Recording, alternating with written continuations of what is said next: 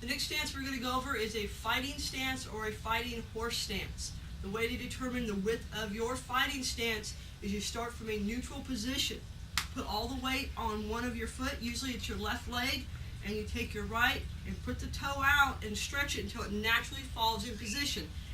That would be the natural width of your fighting stance. So if you were using a line to help with your relationship, you would have one foot on one side of the line. You would take your front leg and stretch it out until it falls, and the toe would be on the other side of the line. So you would be on a heel-toe relationship. And that would be the width of your fighting stance.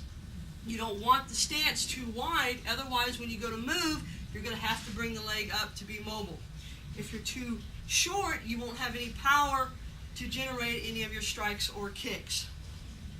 So you have a fighting stance starting from the line. So the best way to practice this is take like a bow or a stick or some tape and put it down. You slide straight back, pivot, making sure your feet are at a 45-degree angle and your hands are up in a ready position. This is a fighting stance.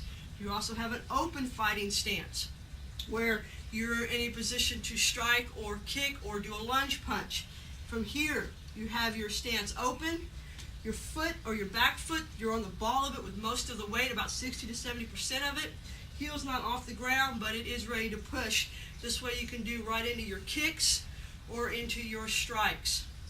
So again, a fighting stance, you start from a neutral stance. You step straight back, pivot, making sure your feet are on a 45-degree angle.